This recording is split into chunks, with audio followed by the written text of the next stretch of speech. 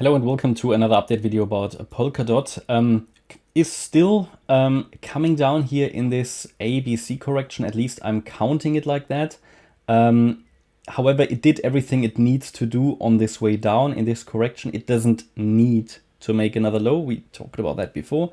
If it already bottomed, then either the move down was a W, X, Y structure, where the Y wave was very short because it reached only, or let's just double check that, what it actually, it might not have been that short actually, where the last wave down reached nearly the 1-to-1 ratio. It missed it slightly. That is a very common target for the end of such a correction, the 100% extension. That would have been at $5.04. Price came down to around $5.10, came pretty close. It came into our trend reversal area anyway. It hasn't fully reversed yet, hasn't left it. Leaving this trend reversal area or support area, a turnaround area, would be a first good signal that it has indeed found its low. However, why do I say it has done what it needs to do? Well, because in this wave down, it came down below the low of what I have labeled here as A wave. That's good, even though it was only barely below it, but it is okay. And if I count this as a WXY structure, then also it could be counted as complete, because then WXY, in this Y wave, we have an A, B, C, and it could be done. So, but without a signal, I can't really confirm to you that dot has formed its low. Otherwise, I would promise something to you which I don't have evidence for. Analysis is always based on evidence. So all I have now is the potential that the low could be in, but no evidence yet. So for many people, potential is enough to trade, okay?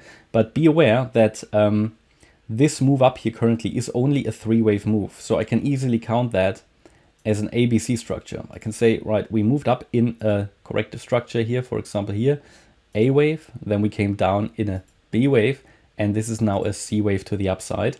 And if this is how we do count it, then obviously common target for that C wave again would be sort of the 1-to-1 ratio or the 1.618 extension.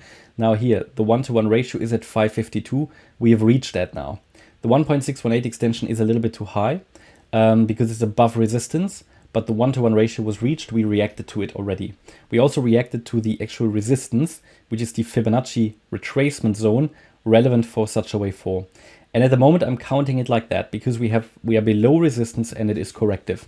However, a break above resistance, which would need a move above 567, would potentially unlock a breakout, okay, and higher prices all the way up to, in the first instance, 620 in my opinion. But I would want to see, to confirm really the trend has shifted, I need to see a 5-wave move up and a 3-wave move down. You know the game, how it works. It's the same mantra all the time, and 3 waves up is just not enough. But again, as long as we're holding that swing low here of the 24th of May, and we are pushing above 567, we could say, okay, we focus on higher. Just be aware this is the pivot point that we haven't even broken. So there is still the potential of another low.